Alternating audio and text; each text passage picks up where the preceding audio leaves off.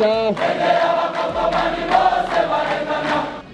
Kazi ambayo wanafanya kwa ground hiyo yote inawezesha hii ambayo tuko ndani leo.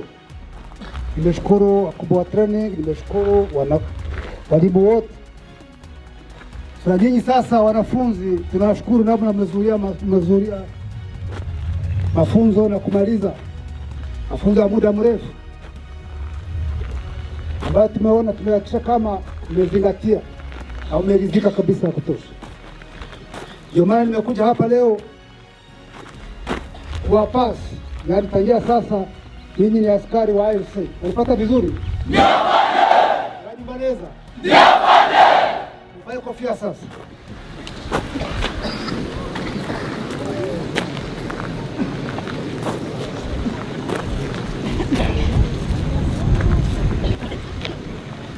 Nimesema nyinyi ni jeshi la AFC, yani Armée Nationale Congolaise, jeshi ambalo liko hapa kukomboa nchi yetu, kukomboa Wakongomani wote ambao wameteseka muda mrefu.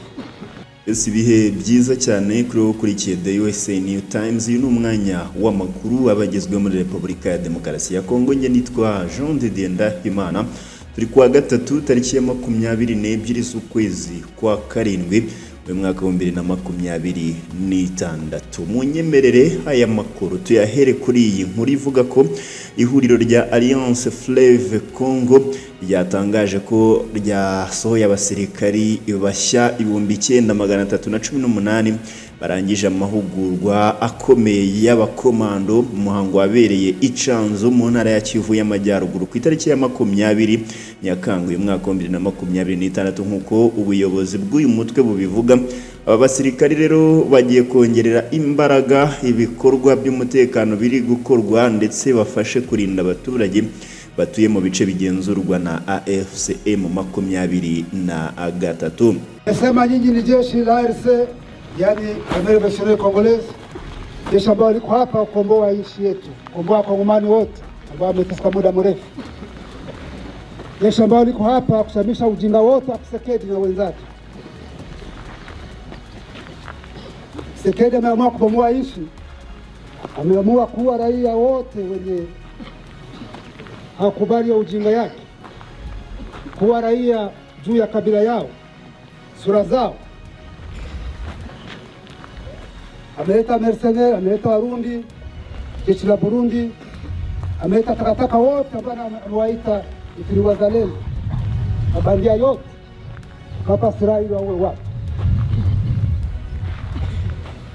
Ndio maana M23 imeshimama, AFC kashimama, ili ya ujinga yote ishimama. Unapata vizuri? Unanibaneza? Hii miezi midogo ambayo inapita, miezi 2 au 3, alikuwa ameamua kuua raia wote wa Minembwe, Watusi ambao wanakuwa Minembwe ambao wanaitwa Nyamulenge. Ni vita mnafanya muda mrefu. Amechoma vilaji zao zote kamaliza, amedestroy ngombe zao, kila kitu ameua, ameharibu. Wote wakakusanyika Minembwe, akaamua kuwakuta huko ili wamalize. Raia hao wamejikamata charge, na ni uongozi ulikuwa haupo wakawasimamia. Wakaingia ndani kikundi cha autodefense ambao wanaita Twirwaneho ili wajipiganie wenyewe. Wamekataa kumalizika. Kwa wengine ambao walikuwa kwa FARDC leo hakuja na kwa Jweni ili wapiganie ndugu zao wasimalizike. Walipata vizuri? Tshisekedi akaleta Warundi, akaleta FDLR, akaleta wazalendo ambao wanaitwa wazalendo, maimai wote, akaleta FARDC, akaleta ndege, akaleta madrone ili kumaliza hao raia. Lakini sisi kama M23 tumeshika silaha juu ya hiyo. Uongozi wa chama kaamua kwa kusapoti hao raia. Wenzenu ambao walikuwa hapa ambao wamepasi mwezi ya 12 last year, hao wameenda huko kusapoti huko Minembwe na kufanya kazi kubwa sana. Hivyo vikundi vyote, hizo brigade zote za Warundi, FARDC na wengine na wazalendo na amesema wote wakapigwa na kaudi kuyametoka. Na nyinyi leo mmepasi, mmekuwa jeshi la RC, mwende mpiganie raia. Ulipata vizuri? Hiyo box kile kwa nafanya Minembwe, anajaribu kuifanya eneo za Masisi, kuchoma manyumba, kuua watu ambao wamekataa hiyo ujinga yake, eneo za Lubero. Lakini tuko hapa ili hiyo yote isimame. Unalipata vizuri? Ninyi mnaenda huko kuleta msaada kwa wenzenu, kwa raia wenu, tuhakikishe menase yote tumesukuma mbali zaidi, ili wananchi wetu waishi kwa amani.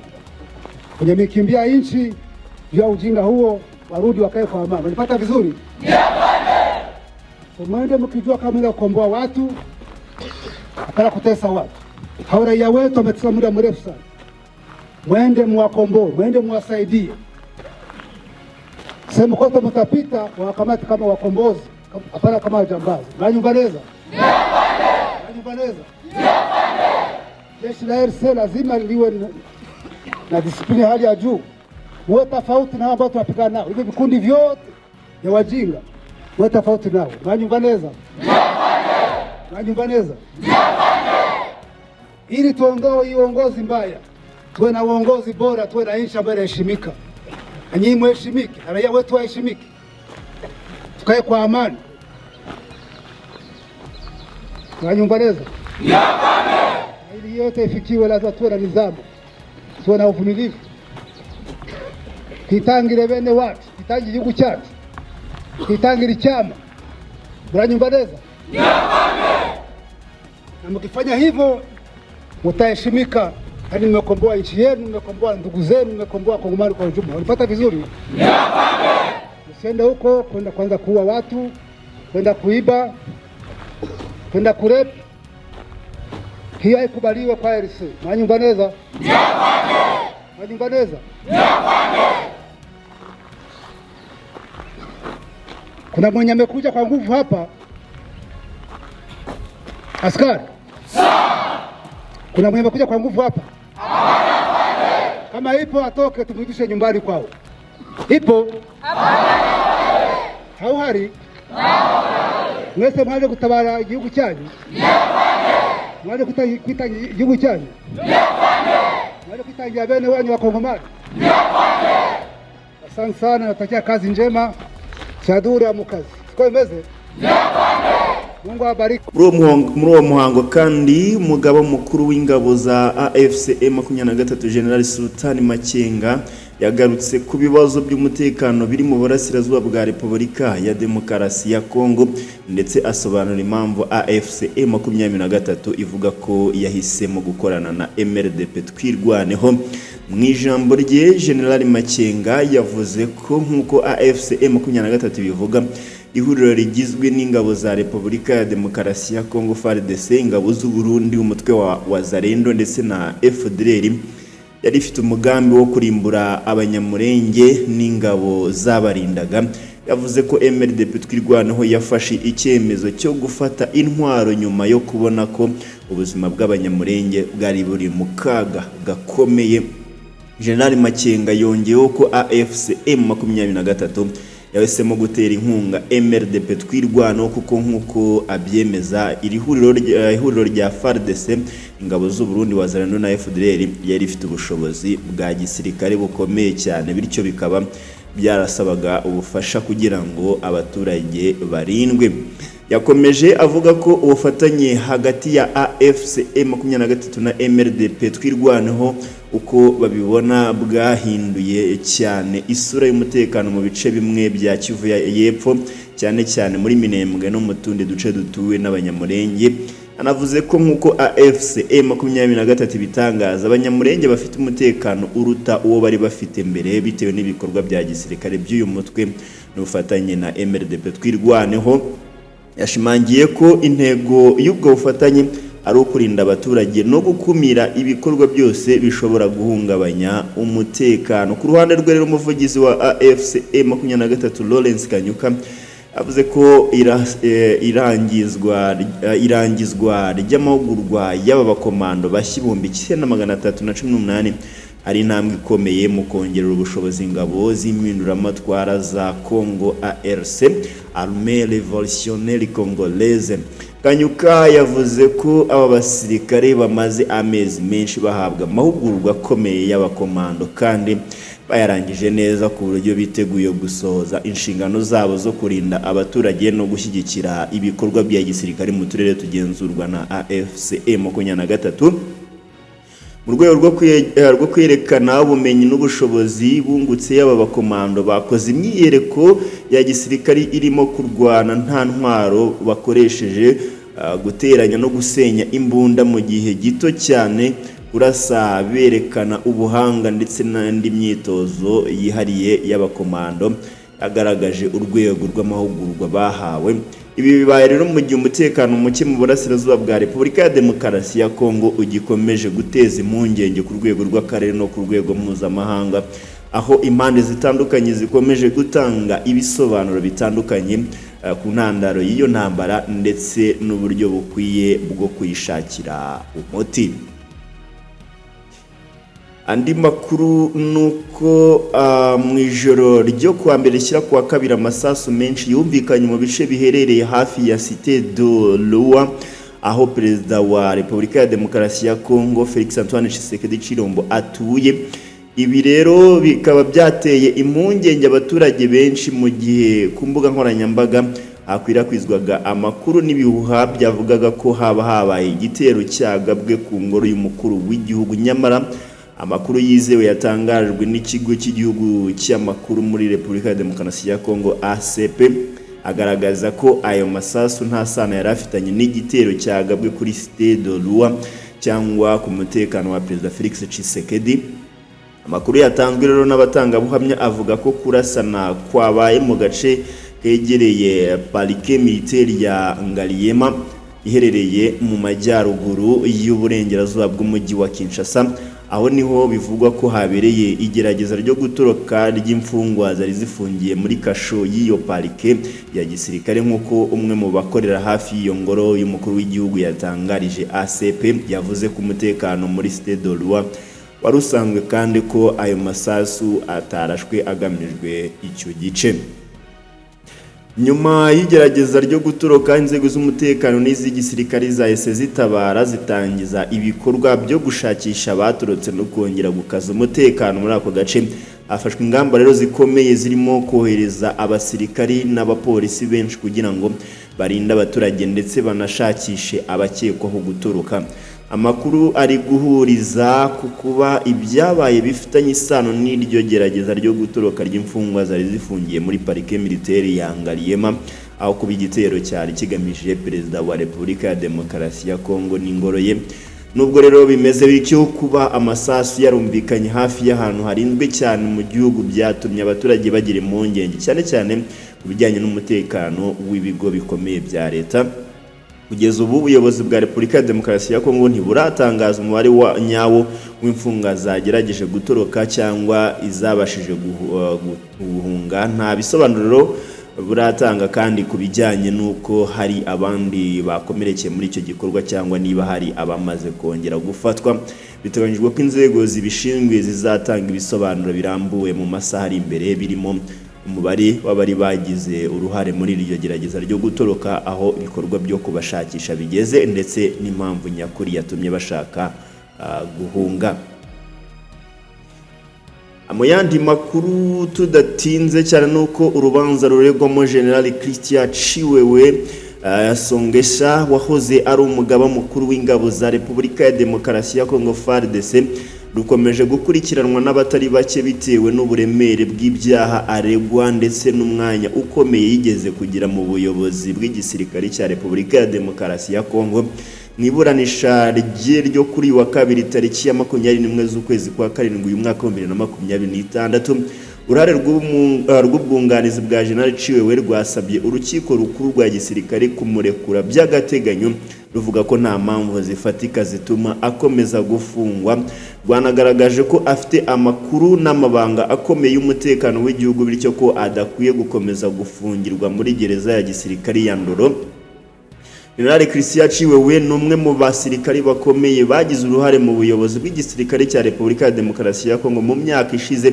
Yabaye umugaba mukuru wa FARDC, anayobora umutwe ushinzwe kurinda abayobozi bakuru b'igihugu ndetse aba n'umujyanama wa Perezida Felix Tshisekedi mu bijyanye n'igisirikare n'umutekano. Yatawe muri yombi rero tariki ya 9 z'ukwezi kwa 8 uyu mwaka ushize 2025 nyuma yo gukekwaho uruhare mu mugambi uvugwa wo gushaka guhirika ubutegetsi bwa Perezida Felix Tshisekedi. Ubushinjacyaha rero bumurega ibyaha bikomeye birimo kugambanira igihugu, gushishikariza abasirikare gukora ibikorwa binyuranije n'amategeko ndetse no gutunga intwaro mu buryo butemewe n'amategeko. Ibyo byaha bivugwa ko bifitanye isano n'umugambi wo guhirika ubutegetsi buriho. Muri uru rubanza General Ciwewe araregwa n'abandi basirikari bakuru barimo areganwa n'abandi basirikari bakuru barimo General Major Maurice Nyembo, Brigadier General John Ngoe Kabila, Brigadier General John Sangwa Mohamed, Colonel Guy Mukombozi Zahinda, Colonel Pati Sangwa Lumbu na Colonel Christophe Chibangu Kenge. Hari kandi abandi baregwa muri iyi dosiye batabashije kugera imbere y'urukiko barimo General John Numbi wahoze ayobora polisi ya Repubulika ya Demokarasi ya Kongo Kanaba, n'umugenzuzi mukuru w'ingabo za Repubulika ya Demokarasi ya Kongo Brigadier General Chinyabuma Pascal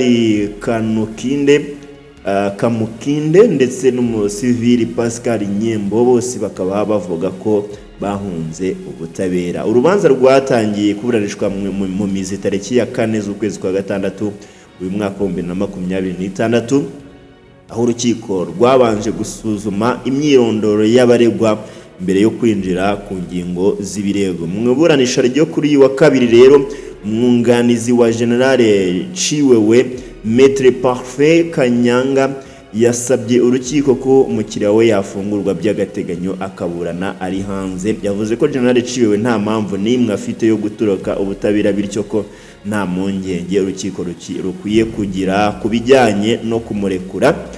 Umunyamategeko kandi yanashimangiye ko umukiriya we yakoze imirimo ikomeye mu nzego z'umutekano za Repubulika ya Demokarasi ya Kongo, bityo akaba abitsa amabanga akomeye y'igihugu. Kubwe gukomeza kumufungira muri gereza ya gisirikari ya Ndoro ntibihuye n'uruhare yigeze kugira mu nzego z'umutekano ndetse n'uburemere bw'amabanga y'igihugu afite.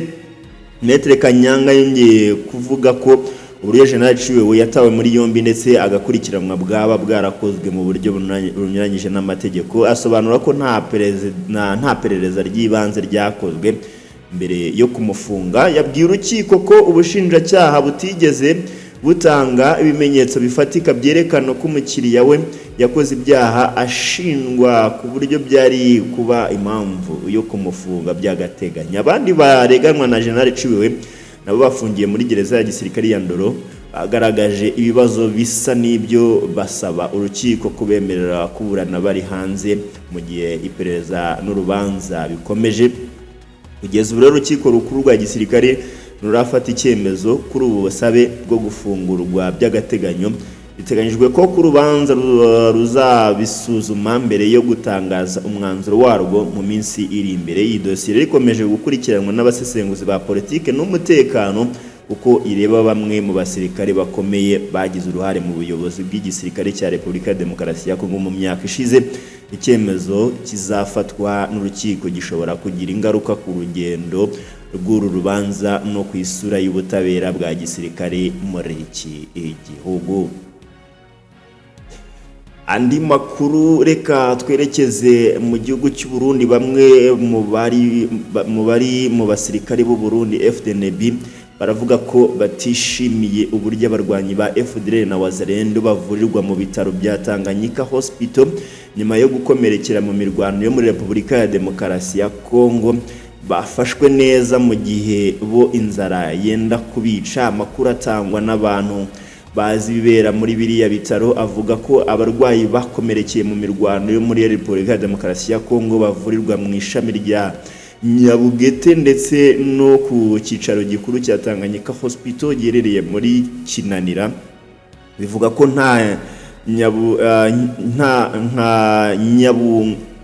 bivugwa ko nka Nyabungete hari abarwanyi babarirwa muri 85 barimo n'aba FDLR.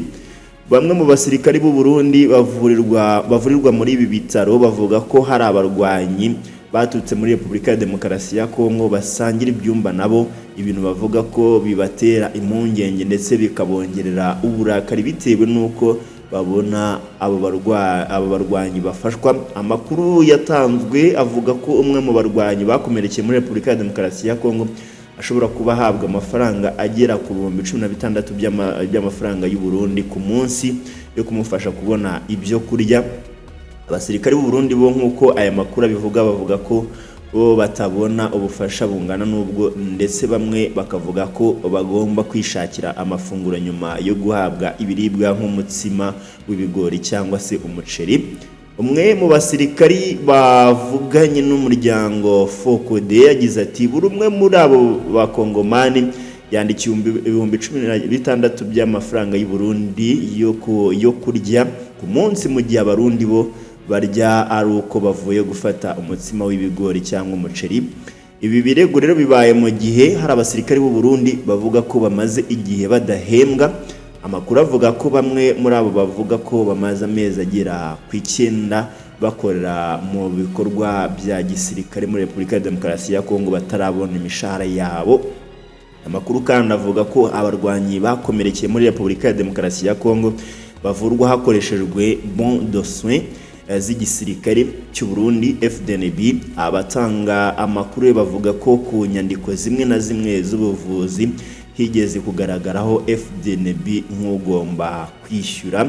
Icyakora nyuma y'uko amakuru kuri ubu buryo bwo kuvura abo barwanyi atangajwe, bivugwa ko amabwiriza yatanzwe yo guhindura inyandiko z'abarwayi ku buryo igaragaza ko FDNB ariyo yishyura ubuvuzi bwabo zavanywemo.